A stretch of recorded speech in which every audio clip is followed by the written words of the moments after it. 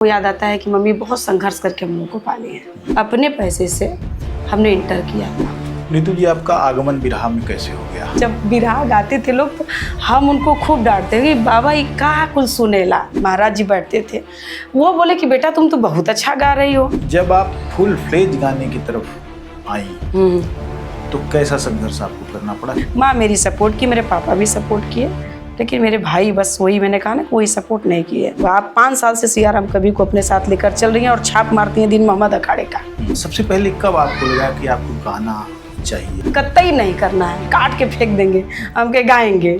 गांव का लड़की है, नाचे गावे जाई, ये अच्छी बात ना है। एक स्त्री के रूप में पुरुषों के बीच में क्या एक्सपीरियंस हुए, अच्छे या बुरे, जिससे उनको भिड़ना पड़ा? महिलाओं को पुरुषों से अलग नहीं रखना चाहिए।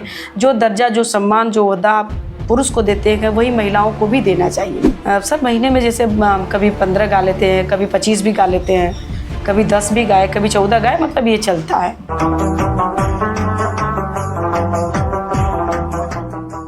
20वीं शताब्दी बीतते बीतते पूरी दुनिया में बहुत तरह के बदलाव आ रहे थे और बिरहा जो बनारस में केंद्रित था वहाँ भी कई तरह के बदलाव आ रहे थे।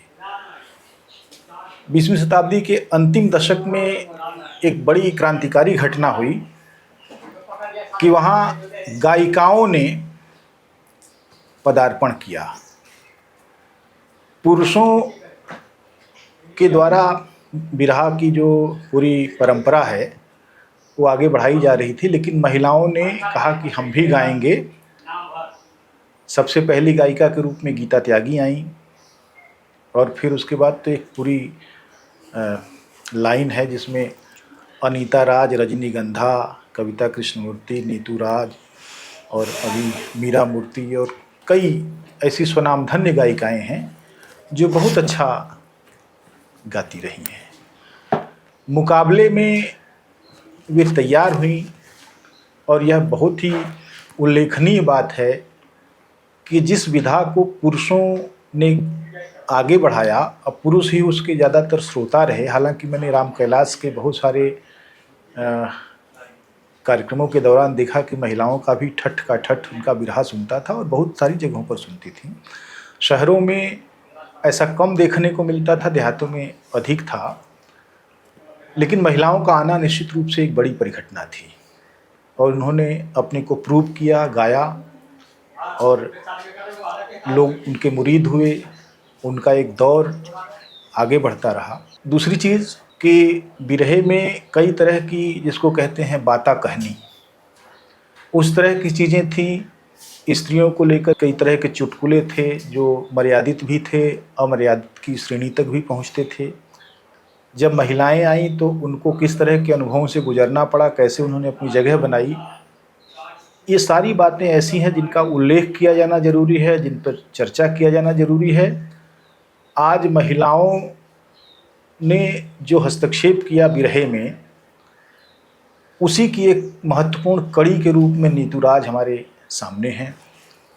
नीतू राज ने लगातार लगभग 1 दशक से अधिक समय हुआ जब से वो गा रही हैं और बहुत अच्छा गा रही हैं, लगातार सक्रिय हैं, उनको सुना जाता है, उनके बहुत सारे मुरीद हैं, बहुत सारे प्रशंसक हैं उनके देश भर में फैले हुए। तो नीतू राज जी, आपका बहुत बहुत स्वागत है। नमस्ते सर, सभी को प्रणाम मेरी तरफ से। जितने मेरे श्रोता भैया हैं भोजपुरी के बिरहा के, जहाँ तक इस न्यूज़ को आप लोग देखेंगे, सबको दिल से बहुत बहुत प्रणाम। सबसे पहले तो ये मुझे बताइए कि आपका जन्म कब हुआ और कहाँ हुआ? सर मैं एक्चुअली रहने वाली आजमगढ़ की हूँ। मेरा घर जनपद आजमगढ़ ज़िला पड़ता है और रहती हूँ मैं प्रॉपर अभी बनारस में ही। मुझे 15-16 साल हो गया यहाँ। और डेट ऑफ बर्थ तो सर हम बताते नहीं किसी को, बट आपको बता रहे हैं। मेरा लगभग 87-88, पापा 87 बताते थे, मम्मी 88 बताती थी, उसी में दोनों लोग का झगड़ा चलता था। क्या बात है जी। यह एक मिथक ही होता है जब लोग कहते हैं कि महिलाएं अपनी उम्र नहीं बताना चाहती हैं, लेकिन आपने उस मिथक को तोड़ा है। सन बताया है आपने, तारीख भी बता दीजिए। 1 जनवरी। जी। तो बाकी आपका जो बचपन है जी। कितने भाई बहनों के बीच में गुजरा और कैसा बचपन था? सर हम 2 बहनें थे, 3 भाई थे हमारे। 2 हमारे बड़े भाई हैं, उसके बाद हमारी एक बहन है जो भी बम्बे में रहती है, उनकी शादी यहीं पर हुई हमारे आजमगढ़ में ही। तो लेकिन उनका परिवार बम्बे रहता है। उनके बाद चौथे नंबर पे मैं हूँ, उसके बाद एक मेरा छोटा भाई है 5वें नंबर पे। तो 2 बड़े भाई, उसके बाद मेरी बहन, मैं, मेरा एक छोटा भाई। जी। हम लोग बचपन जब 4-5 भाई बहनों का हो संयुक्त परिवार, तो काफ़ी मैंने कहा जाए कि ऊर्जा से भरा हुआ होता है। उसमें प्यार और मारपीट और दुलार सब कुछ चलता है, उसी में दिलचस्पियाँ विकसित होती हैं। तो आप अपने बचपन के बारे में कुछ बताइए। बचपन की बात क्या बताएं सर, बचपन तो हम लोगों का बहुत संघर्षमयी रहा और बहुत गरीबी में हम लोग पले बड़े हैं। पापा नहीं थे, घर पे रहते नहीं थे। जैसे 10-15 दिन के लिए पापा घर पे आते थे, फिर बॉम्बे चले जाते थे, क्योंकि बॉम्बे में ही रहते थे। काम धंधा जो भी था, पहले के लोग तो अक्सर कोई दिल्ली, कोई बॉम्बे, कोई कलकत्ता, ऐसे लोग रहा करते थे बाहर में। तो मेरे पापा भी बॉम्बे रहते थे। और समझने वाली सबसे बड़ी बात तो यह है कि मेरी जन्मभूमि अगर ऐसे बताई जाए तो हम बॉम्बे के ही हैं। बॉम्बे में मेरा जन्म हुआ है। तो पापा बॉम्बे रहते थे, तो मम्मी भी ऐसे जाती आती थी, 2-4-6 महीने के लिए रहती थी, आती जाती थी। तो फिर जब हम लोग बड़े हुए, थोड़े थोड़े पढ़ने लिखने लायक हुए, मम्मी पापा का खर्च बढ़ा, तो फिर मम्मी घर पर आ गई हम लोगों को लेकर के। पापा वहीं रहते थे। तो घर पे जब हम लोग आ गए तो उस समय बहुत गरीबी रहा करता था। तो 5 बच्चों को आप समझ सकते हैं कि खिलाना पिलाना, परिवार वाले अलग कर दिए मम्मी को। तो मम्मी लेकर के हम लोगों को कैसे कैसे गरीबी में पाल पोस कर बड़ा की। मतलब बहुत संघर्षमयी और बड़ा गरीबी जीवन हम लोगों का बचपन में बीता सर। एक बड़ी बात यह है कि 5 बच्चों को एक स्त्री संभाल रही है। जी जी। उसको एक आर्थिक सहारा जो है उसके बाहर कमाने वाले पति से है, लेकिन बच्चों की सारी गतिविधियों को नियंत्रित करना, उनका पालन पोषण करना, उनकी शिक्षा और उन्हें उसी समय। तो अपनी माँ के बारे में कुछ और बातें बताइए। जी, उसी समय अगर आपका परिवार अलग कर दे जी, तो और दूना भार पड़ गया। तो उस टाइम मम्मी हमारी, हमको याद आता है कि मम्मी बहुत संघर्ष करके हम लोग को पाली है। जी। स्कूल आप गई? जी जी, स्कूल गए। उस समय प्राइमरी हुआ करता था, नर्सरी हुआ करता था, उसी में हम लोग जाते थे। तो तब तो फीस हमको लग रहा है, मुझे याद आता है कि 1 रुपया महीने फीस हुआ करता था प्राइमरी में। तो इतने गरीब थे कि मम्मी हमारी वो भी नहीं दे पाती थी। कैसे कैसे करके 8वीं तक हम पढ़े अपनी शिक्षा, 8वीं तक लिए। तो 8वीं तक लेना, उसमें आलेख सुलेख वाली बुक हुआ, ये कॉपी हुआ करती थी, जिसपे हम लोग स्याही से और ये नरकट का कलम हुआ करता था, लिखते थे। तो मेरे गांव के लोग बहुत अच्छे थे, बहुत अच्छे थे। तो वो लोग भी मतलब सपोर्ट करते थे, क्योंकि मैं पढ़ने में बहुत अच्छी थी। दिमाग मेरा पहले से ही इतना मतलब चलता था कि मेरे साथ जो लड़कियां थी वो सब ठाकुरों की, ब्राह्मणों की लड़कियां थी। मेरे गांव ठाकुरों और ब्राह्मणों का है। तो वो लोग बहुत सपोर्ट करती कि तुम पढ़ो, हम लोग हैं, तुम्हारा सपोर्ट करेंगे। तो उस टाइम हम 8 तक पढ़े। तो उसमें कभी इतना घर पे काम हुआ करता था कि कभी 2 दिन स्कूल गए तो 4 दिन मम्मी कहती थी नहीं, इतना काम यहाँ है, उतना काम खेती में है, खेती में वहाँ इतना। हम लोग बहुत काम किए हैं सर, इतना खटनी किए हैं हम लोग कि समझ में नहीं आता कि अब तो कोई काम ही नहीं है। अब तो रात भर गा के आना है, दिन भर सोना है, कोई काम ही नहीं है। तो सर यही सी लेकर है कि 8 तक वहाँ पढ़े। फिर उसके बाद जब हम बिरहा में आए तो अपने पैसे से हमने इंटर किया। क्या बात है, बहुत अच्छा, बहुत अच्छा। तो आपके भाइयों में जो बड़े थे वे कौन लोग, कहाँ कहाँ गए, क्या कर रहे हैं, आपके साथ कैसा व्यवहार था उनका? मेरे भाइयों का व्यवहार अच्छा था सर। हाँ, मेरे प्रति अच्छा था। हाँ, एक सवाल है कि हम जब बिरहा में, हमको मतलब लगा कि बिरहा में हम आना चाहते हैं, गाना चाहते हैं, हमको किसी ने बताया। तब तो बिरहा में बहुत ज़्यादा लेडीसें भी नहीं थी। उस टाइम लेडीसें बिरहा में गीता त्यागी जी हुआ करती थी, अनीता राज जी हुआ करती थी, खुशबू राज जी हुआ करती थी, और 2-4 लोग थी, ज़्यादा लेडीसें नहीं थी। तो मुझे लगा कि किसी ने कहा कि नहीं, बिरहा आप गाइए, बिरहा गाइए। और चूँकि मैंने बताया कि हम लोग गरीब थे ही, तो हमको लगा कि बिरहा, तो हमको तो पता भी नहीं था कि बिरहा क्या होता है। हाँ, मेरे बाबा मिर्ज़ापुर में रहा करते थे, तो वो जो है कि घर जब जाते थे तो पहले आप देखे होंगे कि ये रील वाला कैसेट हुआ करता था, ऑडियो कैसेट रील वाला। तो मेरे बाबा उसमें टेप में लगा करके उसको बजाते थे, और जब बजाते थे तो आ करके जब बिरहा गाते थे लोग तो हम उनको खूब डांटते कि बाबा ये का कुल सुनेला, दिन भर आए सब बिरहा बिरे ये का होला, मतलब हम उनको ऐसा सवाल करते थे। तो बाबा कहे कि तू ना जनबू, ये बहुत अच्छी चीज़ है, अपने माटी का चीज़ है, ये मतलब यह हमने का चीज़ है। हमके बाबा ये सब मतलब मत बजावल करा, ये कुल अच्छा ना लगाला। उस समय हम पढ़ते थे, लगभग 5-6 में हुआ करते थे, तो मुझे बहुत बुरा लगता था। 95 या जी हाँ 95 या 94 यही बात है। तो हमको नहीं पता था कि हम भी आगे चलकर यही काम करेंगे।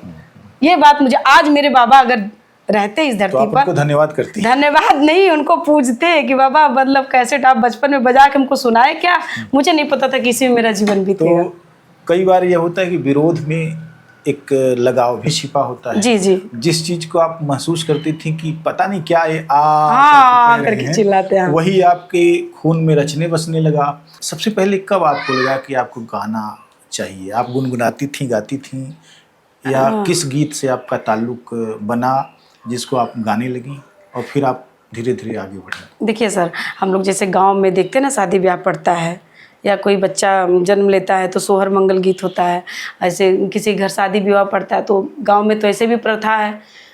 पहले का मतलब ये रहल कि क्यों घरे उर्दी छुआ जाए तो चला भी उनके घरे गावे जाए के बुलावा आए, नाउन बुलावे आइले, मटमंगरा हो जाए तो नाउन बुलावे आइले।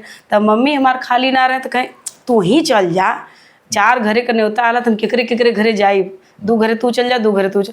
अच्छा ऐसा होता था। और नहीं जाएंगे तो आपके यहाँ कौन आएगा, ये भी परंपरा है गांव की।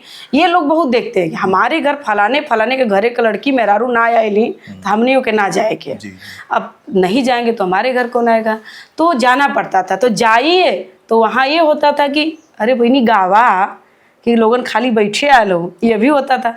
तो वही हम लोग धीरे धीरे गाते थे, तो हमको भी लगा कि अच्छा चीज़ तो है।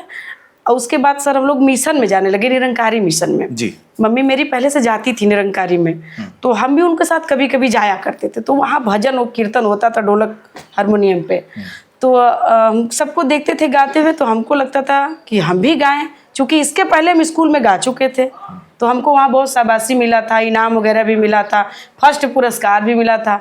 हमको नहीं समझ में आ रहा था कि हम गाए क्या है जो हमको फर्स्ट पुरस्कार मिल गया।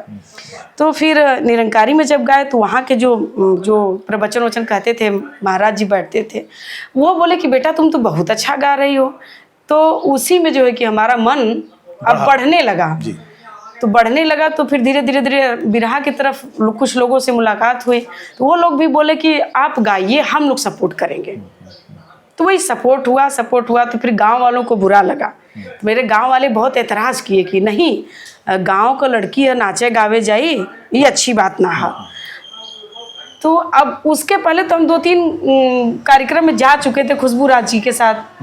और जब खुशबू राज जी के साथ हम गए तो हमको सुबह भोर में 5 मिनट का गीत कभी ये गवा देती थी, कभी उधर के कलाकार हुआ करते थे वो लोग, तो हमको पैसा मिल गया। मतलब पैसा मिला तो फिर मन बढ़ा कि अरे यार पैसा भी मिल रहा है, सम्मान भी मिल रहा है, पैसे से बढ़ के सम्मान मिला। तो मेरे गांव वाले बहुत एतराज़ किए, लेकिन अब वो कहते हैं ना कि जिसको जिस चीज़ की लगन लग गई, मुझे लगन लगी तो मुझे लगा कि नहीं यार अब हम गाएंगे, जान को जोखिम में डालेंगे, चाहे जो भी हो, अब जो होगा देखा जाएगा, लेकिन अब गाएंगे। तो वही जो है कि हमने तो गाना शुरू किया। ये एक लड़की के नाते आपके ऊपर बंदिश थी? बंदिश, बहुत बड़ी बंदिश थी। मेरा एक भाई तो एकदम नहीं चाहता था, अभी भी हैं वो गुजरात में, अब तो ठीक ठाक है, अब सब बढ़िया हो गया। उनका एकदम मन नहीं था, कतई नहीं करना है, काट के फेंक देंगे, हम के गाएंगे, कहीं वो काट के फेंक देंगे हम गाएंगे, बस यही उज्जत थी, नशा हो गई। ये जिद जो है जी, यही तो जीवनी शक्ति थी आपकी। तो जब आप फुल फ्लेज गाने की तरफ आई तो कैसा संघर्ष आपको करना पड़ा? बहुत ज़्यादा संघर्ष करना पड़ा सर, इतना संघर्ष करना पड़ा कि हमको तो पता ही नहीं था कि इतना संघर्ष करना पड़ता। मम्मी बोली शादी ब्याह हो जाई, दूसरे के घरे चल जाइबू, ई कुल बिरही बिरहा हमने के बस का ना, हमने के बिरादरी में कुल ना होला। हम कहने कि अब बिरादरी से कुछ ना होला, कौनो भी काम कोई बिरादरी के लोग कर सकन, अगर वो सक्षम है करना चाहता है तो। मम्मी को हम समझाते थे तो मम्मी तो मेरे प्रेम में मान भी जाती थी। ठीक है तू जा हम मना ले बबलू के मना लेवे, ऐसे वो कहते थे। अब भैया जब आते तो हमको ढूंढते थे, कहाँ गई, पता चला वो तो गई कार्यक्रम में उनके साथ। अब तो भैया और फायर, सुबह ले के भैया बैठ जाते थे डंडा एकदम कि अब आवा घर में हल्ला न दे, मतलब यहाँ तक भैया का हाथ गोड़ जोड़ते थे, भैया सपोर्ट कर दीजिए भैया, सब भैया मेरे और 2 लोग सपोर्ट में थे, एक मेरा भाई बस सपोर्ट में नहीं था। अब तो हो गया, सब बढ़िया हो गया सर, क्योंकि आप जानते हैं कि जब किसी मुकाम को हम पा जाते हैं तो जी तब दुनिया आपकी जो है दीवानी हो जाती, वही हुआ मेरे साथ जी। जब आप कार्यक्रमों में दूर जाती थी या किसी दूसरे ही गांव में गई और रात में गई, तो आपको बुलाने वास्तव में कौन आता था, जिसकी वजह से आपकी माँ भी विश्वास करती थी कि नहीं ठीक व्यक्ति के साथ जा रही है? महिला आती थी या गायिका आती थी या कोई पुरुष ले जाता था? जो हमको सिखाते थे जी, जो हमको सिखाते थे, मेरा मतलब रिहर्सल सर कराते थे वही। हाँ। तो पहली बार जब आप मंच पर चढ़ी, आपको दंगल गाना पड़ा, तो किसके साथ हुआ और कैसे हुआ? मेरे गांव के बगल में ही स्कूल है, उस स्कूल में मैं नहीं पढ़ी थी, जिस स्कूल में पढ़ी थी, तो मेरे सोनिया गांव के बगल में ही एक स्कूल है, थोड़ा दूर 2-3 किलोमीटर दूर पे। तो 15 अगस्त का दिन था, तो गांव वाले सोचे कि इसका कार्यक्रम वहाँ रखा गया, किसने रखा, कैसे रखा, तो पता चला कि स्कूल वाले रखे हैं और ये गाने के लिए जाए। तो हम वहाँ गए गाने के लिए। 15 अगस्त का दिन था, ज़िंदगी का मेरे पहला कार्यक्रम था सर वो, और दिन में वो कार्यक्रम हुआ स्कूल पे। और मतलब हम खड़े हुए तो मेरी पूरी दोनों टांगें ऐसे ऐसे हिल रही थी, और मेरे गांव के सारे लोग भीड़ लगा के खड़े हैं, ये देखे क्या गाती है। वास्तव में ये गाती है कि कोई और काम है, कि झूठ बोल रहे हैं सब। तो सब लोग खड़े थे, अब हम खड़े हुए गाने के लिए, गाए जो भी मुझे टूटा फूटा आया, जो सीखे थे जितना उतना हमने गाया। और गाया तो मेरे गांव वाले सपोर्ट किए उस टाइम, जिसको जितना था 2, 4, 10, 5, उस समय तो वही बहुत था, दिए। हम गा करके घर गए तो गांव में पूरा हल्ला हो गया था कि वो तो इतना रुपया इनाम पाई है, इतना पैसा इनाम पाई है। और 10-5 रुपये का नोट था, हारमोनियम पे रखा था, वो लगा कि इतना पैसा है। तो पूरा शोर हो गया कि तो बहुत पैसा कमाई है, इतना पैसा सभी लोग कमाए। तो फिर वो लोग बैक करना शुरू कर दिए कि नहीं गाना है, ये अच्छा काम नहीं है। लेकिन मैंने कहा ना कि मुझे तब तक तो नशा हो चुका था कि गाना है तो गाना है, चाहे जो करना पड़े गाएंगे। भाइयों से लड़ना होगा, माँ से लड़ना होगा, पिता से लड़ना होगा, कि गाएंगे। माँ मेरी सपोर्ट की, मेरे पापा भी सपोर्ट किए, लेकिन मेरे भाई बस वही, मैंने कहा ना कि वही सपोर्ट नहीं किए बस। तो किस अखाड़े से आप जुड़ी, किस अखाड़े का? सर हाँ, पहले ये आपका सवाल अच्छा है। हम पहले गाते थे, वही मैंने बताया ना कि मेरे गांव के बगल के एक कलाकार हैं साहबदीन यादव, तो उनके अखाड़े से, पत्तू अखाड़ा था उनका, तो हम पहले उन्हीं के अखाड़े से वही गीत दिए, उनका हम गाए। तो ज़्यादा दिन तक उनके अखाड़े से हम गाए नहीं, चूँकि मुझे सपोर्ट नहीं मिला। उसके बाद फिर हम दूसरे अखाड़े में आ गए, गुरुद्दीन मोहम्मद अखाड़ा था, उसमें आए। तो उसमें भी हमको सपोर्ट नहीं समझ में आया, 2-3 साल उनका भी गाए, हमको नहीं समझ में आया कुछ, तो वो भी अखाड़ा हम छोड़ दिए। और छोड़े कब, चूँकि हमारे बनारस में आने के बाद, जब हम बनारस में आए तो हमको लगा कि यार एक कार्यक्रम अगर महीने में गाएंगे तो उसका कोई मतलब नहीं है, 2 कार्यक्रम का तो कोई मतलब नहीं है, ये तो खाए बिना आदमी मर जाएगा, रूम का किराया भी नहीं दे पाएगा। तो करते करते संघर्ष का दौर सर बहुत लंबा चला। 2010 में हमारी मुलाकात हुई कवि सियाराम यादव जी से। तो सारनाथ में एक कलाकार हैं कन्हैया लाल यादव, वही लेकर आए, कवि जी से मुलाकात कराए। तो जब कवि जी को हमने देखा तो फिर हम तो कवि जी को जानते नहीं थे, लेकिन धीरे धीरे जब मुलाकात हुई तो हमको लगा कि ये व्यक्ति मेरे काम का है। साफ बात कर रहे हैं सर, आप लोग भी सुन रहे हैं, तो मुझे लगा कि ये व्यक्ति मेरे काम के हैं, और इनको अगर हम ये मेरा सपोर्ट कर देते तो शायद कुछ हो जाता। तो हमने कहा कि क्यों ना हम कवि जी से जुड़ा हो। तो कवि जी मेरा सपोर्ट किए और भरपूर सपोर्ट किए। गुरु विश्वनाथ यादव जी हमारे, उनसे मुलाकात हुई, कवि जी से मुलाकात हुई। तो रमन अखाड़ा, अब रमन अखाड़ा हम कैसे अपनाए? 3-4 साल कवि जी हमारे साथ थे, हम दीन मोहम्मद का गाते थे, गीत हमको ये देते थे, छाप हम दीन मोहम्मद का लगाते थे, और साथ में सियाराम कभी हमारे चलते थे। एक दिन गुरु पूजा में हमारे चौबेपुर गुरु दरबार में हमारे अखाड़े के कलाकार हैं, आपने उनका नाम सुना होगा, चंद्रकिशोर पांडे जी। जी। तो जब चंद्रकिशोर पांडे जी को मतलब हमारे क्या कह लिया जाए कि रमन अखाड़े के जितने कलाकार थे सबको एतराज़ था, कोई कह नहीं पाता था हमसे। हो सकता है कवि जी से कहता रहा हो, तो कवि जी हमसे कभी बताए नहीं इस बात को। एक दिन गुरु पूजा में ऐसा हुआ सर कि वहाँ पे लोग खड़े हो गए कि नीतू राज के साथ सियाराम कवि रहते हैं और नीतू राज दीन मोहम्मद के अखाड़े का गाती हैं, तो इस पर सवाल उठाइए और किसी ना किसी तरह से या तो सियाराम को हटाइए या तो नीतू राज को लाइए। ये सवाल उत्पन्न हो गया लोगों के मन में। तो चंद किशोर पांडे जी, मेरा नंबर आया गाने का, गुरु पूजा का दिन था, गुरु दरबार में। अब माइक ले लिए चंद किशोर पांडे जी, एक बात का आज हम ऐलान करना चाहते हैं और फैसला लेना होगा नीतू राज को अभी और इसी वक्त। हम तो कहे कि किसी और की बात कर रहे होंगे, मुझे क्यों लपेटा जा रहा है। हम चुपचाप खड़े हैं, मेरा नंबर है गाने के लिए। तो माइक ले लिए, बोले कि नीतू राज दीन मोहम्मद के अखाड़े की गाती हैं और सियाराम कवि हमारे अखाड़े के बहुत अच्छे युवा स्टार लेखक हैं। तो नीतू राज जी, आपको आज एक फैसला लेना होगा। आप 5 साल से सियाराम कवि को अपने साथ लेकर चल रही हैं और छाप मारती हैं दीन मोहम्मद अखाड़े का। हमको इस बात पे एतराज़ है, हमारे अखाड़े के सभी कलाकारों को एतराज़ है। तो हम बोले कि कहना क्या चाहते हैं। हम कहे सब बाबा मुद्दे पर आइए, आप कहना क्या चाहते हैं।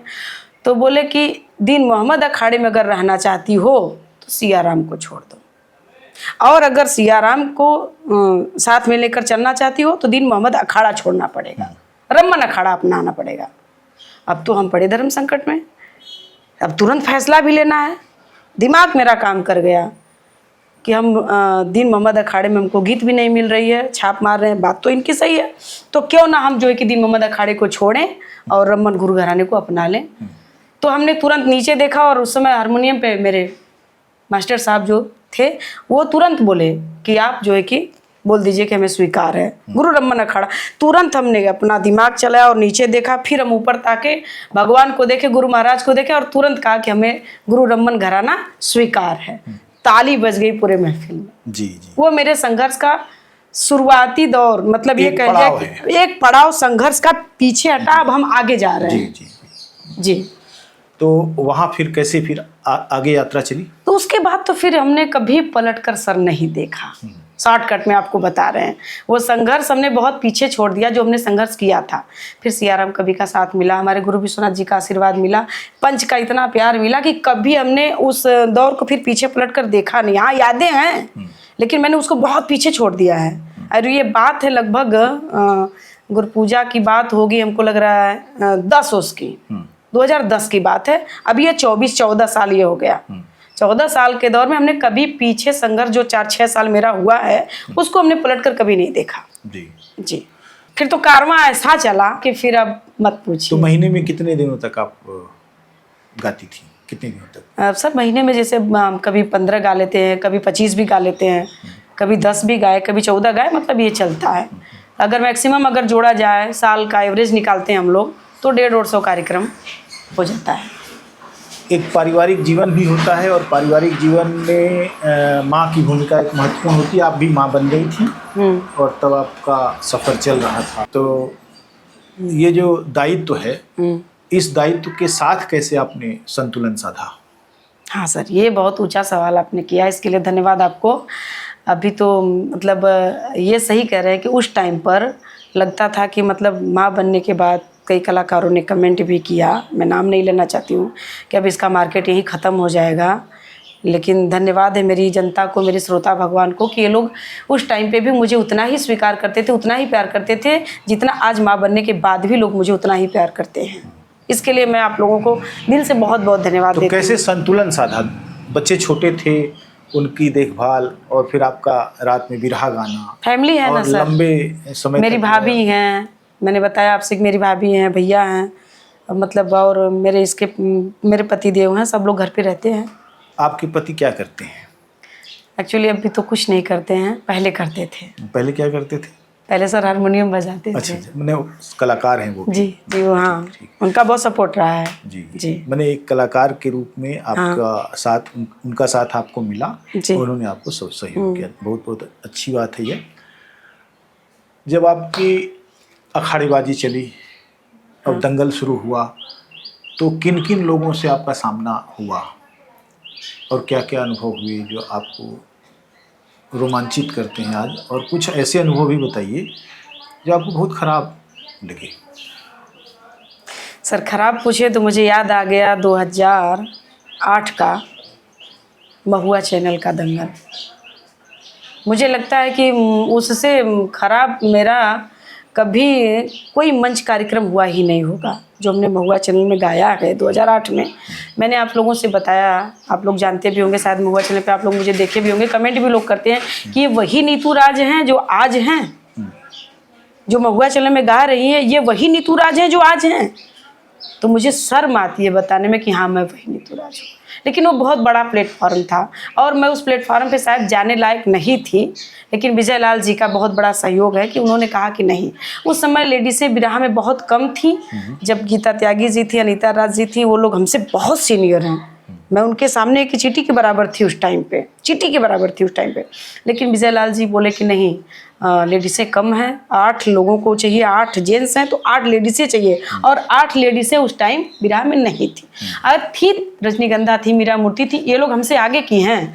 लेकिन सर उस टाइम पे शायद ये लोग को कोई काम रहा होगा या खाली नहीं थी, जो भी मैटर रहा हो, तो ये लोग नहीं जा पाए। ये लोग सीजन 2 में गई, महुआ चैनल के भाग 2 में ये लोग गई, मैं भाग 1 में गई थी। तो मुझे लगता था कि वही मेरा सबसे खराब प्रदर्शन रहा है महुआ चैनल का। मैंने उस समय उस जिसको आप कह रही मूल्यांकित कर रही हैं आज मैच्योरिटी के इस दौर में जी, तो क्या आपको क्या लगता है कि कौन सी कमी थी उस समय? उस समय कमी बहुत थी सर, उस समय बहुत कमी थी। मुझे पता ही नहीं था कि कौन कलाकार कितने बड़े हैं, उनका ओहदा क्या है, कौन राइटर क्या लिख कर दिया, कौन मुझे क्या लिख कर दिया, मुझे क्या गाना है, क्या बोलना है, मुझे कोई भी XYZ कोई एक्सपीरियंस ही नहीं था। बस मुझे जो आता था मैं बोल देती थी, मुझे नहीं पता था कि कहाँ क्या बोलना है। इसका मतलब ये है कि जिस समय फ्रेश लोग होते हैं हाँ। उस समय असली होते हैं, और बाद में तो जब वो जान लेते हैं तमाम सारी चीज़ों को तो तिकड़मे करने लगते हैं। आपको लगता है कि वो एक आपका असली समय था? तो असली समय कह लिया जाए सर, या तो हकीकत कह लिया जाए, या तो सच्चाई कह लिया जाए। अब तो आदमी बोलता है तो कुछ संभाल संभाल के बोलना पड़ता है कि अब नाम हो गया है, लोग कहेंगे कि नीतू राज ऐसा बोल दी वैसा बोल दी, लेकिन क्या किया जाए सर, कभी कभी हकीकत मुझ से निकल ही जाती है ना। तो उस टाइम पे हम लोग फ्रेंकली एकदम बोलते थे, नाम नहीं था, कोई जानता ही, नेट नहीं था इतना कि लोग, अब तो मतलब लाइव चल रहा है। अभी हम मंच पे खड़े हैं तो मतलब आगे ही 10-20 कैमरे लगे हैं, लाइव लोग चला रहे हैं, कोई मोबाइल से कोई कैमरे से, पब्लिक जो देख रही है वो तो भूल जाएगी, लेकिन जो कैमरा चल रहा है इसको कोई नहीं बोलेगा, ये तो चाहे जब उठा के देख लेगा। वही चीज़ मेरे साथ महुआ चैनल वाला चला आ रहा है। बहरहाल सबकी एक शुरुआत होती है, लेकिन मैच्योरिटी उसकी कामयाबी जो है दर्ज की जाती है। जी जी। अच्छे अनुभव बिरहा के आपके क्या क्या हैं? बिरहा के मेरे अच्छे अनुभव सर अब तो बहुत हो गया। मुझे लगा कि मुझे पहले वहाँ नहीं जाना चाहिए था। अगर उस टाइम पे भी मेरे अगर कवि जी रहा होते, सियाराम जी, तो शायद मेरा वो दौर न रहा होता जो आज वहाँ पे है रिकॉर्ड दर्ज। मुझे शर्म आती है, मैं देखती हूँ तो, कि इतने बड़े कलाकार दुर्जन यादव जी को मैंने बोल दिया है जो नहीं बोलना चाहिए था मुझे। हाँ, वो भी बोल रहे हैं, मैंने सुना है उस कार्यक्रम। हाँ। और वो भी बोल रहे हैं कि नीतू तू अपने पर मत समझा। हाँ। वो तो बोलते रहते हैं। अरे वो मेरे बाप की उम्र से भी ज़्यादा है। जी जी जी। और मैंने उनको ऐसे बोल दिया, मुझे इतना ही एक्सपीरियंस होता तो मैं उनको ऐसे नहीं बोली होती सर। बहरहाल मैं ये कह रहा हूँ कि एक स्त्री के रूप में जी जब स्त्रियाँ आई और उन्होंने अपनी एक जगह बनानी शुरू की, तो उनको एक स्त्री के रूप में पुरुषों के बीच में क्या एक्सपीरियंस हुए, अच्छे या बुरे, जिससे उनको भिड़ना पड़ा? जहाँ पुरुषों से उनको भिड़ना पड़ा तो सर इसका जवाब तो हम आपको क्या बताएं। इसका जवाब गीता त्यागी जी जब बिरहा में आई तभी लोगों को मिल गया जी। कि पुरुषों से महिलाएं किसी भी मामले में कम नहीं हैं। अगर वो हवाई जहाज चला सकते हैं तो हम भी चला सकते हैं, वो रेलगाड़ी चला सकते हैं तो हम भी चला सकते हैं, तो वो बिरहा गा सकते हैं तो हम क्यों नहीं गा सकते। ये गीता त्यागी जी से हम लोगों ने सीखा और हम लोग उनका सम्मान करते हैं। जी। एक और चीज़ ये है कि पुरुषों की अपनी संवेदना है और महिलाओं की अपनी संवेदना है। उनके अनुभव और उनके तमाम सारे जो चीज़ें हैं, व्यवहार हैं, जी जी, वो सब अलग होते हैं, डिफरेंट होते हैं। एक ही घर में अलग होते हैं, पति पत्नी के बीच अलग होते हैं, माँ बेटे के बीच में अलग होते हैं।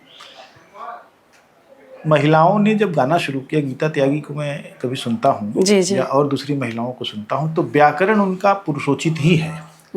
जबकि महिलाओं का एक दर्द भरा संसार, संघर्षों से भरा संसार, और अन्याय सहने का जो पूरा उनका पूरी परंपरा है वो रही।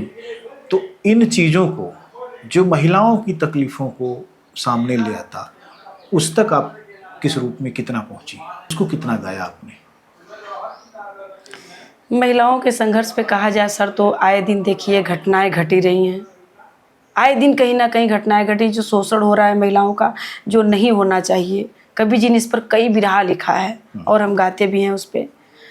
बहुत सारा कांड कवि जी ने लिखा, मैंने गाया और आज भी नेट पर है। लोग फरमाइश भी कर देते हैं जगह जगह जाने के बाद, और हम बोलते भी हैं इस बात पर कि मतलब कभी भी लड़कियों को लड़कों से अलग नहीं रखना चाहिए, महिलाओं को पुरुषों से अलग नहीं रखना चाहिए। जो दर्जा, जो सम्मान, जो ओहदा आप पुरुष को देते हैं वही महिलाओं को भी देना चाहिए। क्यों आप उसमें दो आंख करते हैं? बेटियों को जो है कि कहा जाता है कि बिटिया पैदा भइल है, माँ बाप का मुंह गिर जाता है, समाज में लोग कहते हैं बिटिया पैदा भइल। हमारे घर भी हम भी दो बहनें थे, तो माँ कभी कभी कहा करती थी कि मर जा तू लोगन तो मन पैसा बच जात। तकलीफ़ होती थी, बहुत तकलीफ़ होती थी, लेकिन एक ही मेरी बेटी है सर। हम मतलब मेरे बेटे को बुरा न लगे, अपने बेटे से ज़्यादा हम उसको प्यार करते हैं।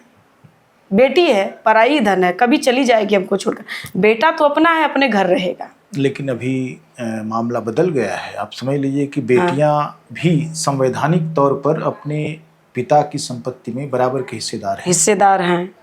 बहुत सारी बेटियों ने उदारता का परिचय देते हुए अपने भाइयों से कहा कि हम नहीं तुम्हारा लेंगे, लेकिन बहुत सारी बेटियों ने कहा कि मेरा हक बनता है और मुझे देना पड़ेगा। बहुत सारी बेटियों ने दबाव बनाया तो भाइयों ने उनकी मुसीबतों के नाम पर उनकी मदद करना जरूर शुरू किया। और ये सब कुछ उन दिनों के मुकाबले बेहतर है जहां घर से निकलते ही बेटी जो है मेहमान की तरह होती थी, अब वो बिल्कुल फरीक की तरह है। तो ये एक बहुत बड़ी चीज जो होना चाहिए सर। देखिए, अगर हम कह रहे हैं, मेरा ही जैसे मायके में है, तो हम अपने स्वेच्छा से अपने भाई को दे दिए, ठीक है। तो अगर दे दिया है तो भाई का भी फर्ज बनता है कि बहन जब भी उसके दरवाजे पर है तो उसका सम्मान करना, आजीवन करना पड़ेगा। आजीवन आप उसका सम्मान करेंगे। अगर आप नहीं करेंगे तो हकदार है, आधे की हिस्सेदार है, वो लेगी और आपको देना पड़ेगा। ऐसे नहीं देंगे तो कानून दिलवाएगा, आपको देना पड़ेगा। तो इससे अच्छा ये कि बहन अगर स्वेच्छा से आपको दे रही है तो आप उसका आजीवन सम्मान करिए। मेरा बस समाज से यही गुजारिश है।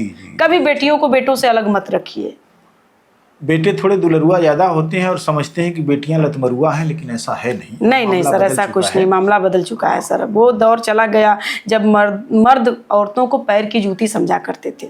नहीं करना चाहिए। ये आपकी अर्धांगिनी है, जितना हक आपका है उतना हक उनका भी है। हाँ, हो सकता है कुछ महिलाएं थोड़ा सा वैसी स्वभाव की होती हैं, तो आपका फर्ज बनता है कि आप उनको संभालिए, समझाइए और अपने पास रखिए। आपके जो बिरहे बहुत चर्चित हुए जी, जिनका कैसेट बना, जो मार्केट में चल रहे हैं, जो आपकी पहचान है, वो कौन कौन से हैं? सर, मेरा सुपरहिट कांड हुआ था उस टाइम पर। ये आपका आया था केदारनाथ महाप्रलय 2012 में, हमारे कवि जी ने इसको लिखा था और उस समय का मेरा सुपरहिट कांड था। सबसे पहले मार्केट में मेरा आया था। 12 लगभग, मुझे याद नहीं, 12 या 13 में आया था।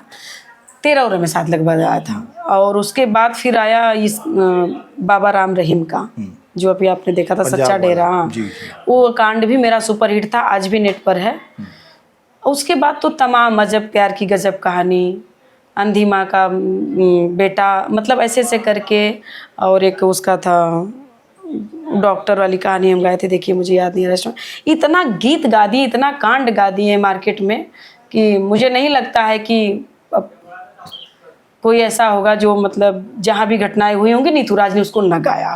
कवि जी लिखते हैं और 2 दिन के अंदर उसको हमको गा देना है, और हम गाते भी हैं। बिरहे में बहुत सारी जोड़ियाँ होती हैं, हर जगह हर कला में जोड़ियाँ होती हैं किसी न किसी के साथ, और एक कंफर्ट जोन भी होता है। वहाँ सबसे आप बेहतर तरीके से अपने को प्रस्तुत कर पाते हैं। जी। तो वो कौन लोग हैं जिनके साथ आपका बहुत अच्छा? सर देखिए, कभी हम तो नहीं लगता है कि जोड़ी बना करके हम, हाँ जोड़ी बनी, कुछ लोगों की ही जोड़ी बनी। महुआ चैनल से जब हम आए 2008 में, तो वहाँ मेरा 2 गीत पप्पू लाल यादव जी से था, स्वर्गीय रामदेव गुरु जी के सपुत्र पप्पू लाल यादव जी से। 2 दंगल मेरा उनके साथ था। एक दंगल मेरा दुर्जन गुरु जी के साथ था।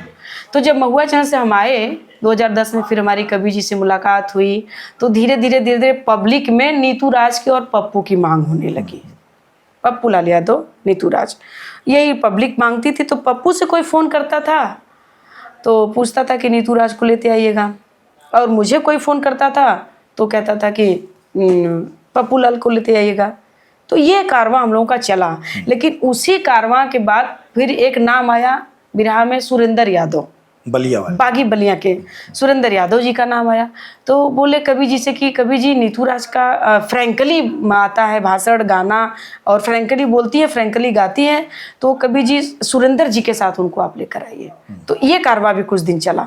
लेकिन मुझे लगा जैसे कि मेरी पब्लिक है, अगर इन्होंने कहा कि विजय लाल जी के साथ आपको प्रोग्राम देना है तो हम वहाँ भी गाएंगे, हमको ओम प्रकाश जी से गाना है तो ओम प्रकाश जी के साथ भी गाएंगे। ओम प्रकाश जी का भी योगदान रहा हमारे जीवन में, वो भी हमको अच्छा कार्यक्रम दिए, गवाए अपने साथ में। तो विजय लाल जी भी गवाए, तो हमारे गुरु विश्वनाथ जी गवाए, तो सबका योगदान रहा। तो हमने लगा कि पब्लिक से जोड़ी क्यों ना बनाई जाए, क्यों ना हम पब्लिक से अपनी जोड़ी बना लें। कलाकार हैं हम, तो कल कोई और आएगा, परसों कोई और आएगा, तो ये कारवां है। लेकिन पब्लिक जब हमको पकड़ लेगी तो फिर तो आपने व्याकरण बदल दिया है। व्याकरण हमने बदल दिया पप्पू जी के मरने के बाद।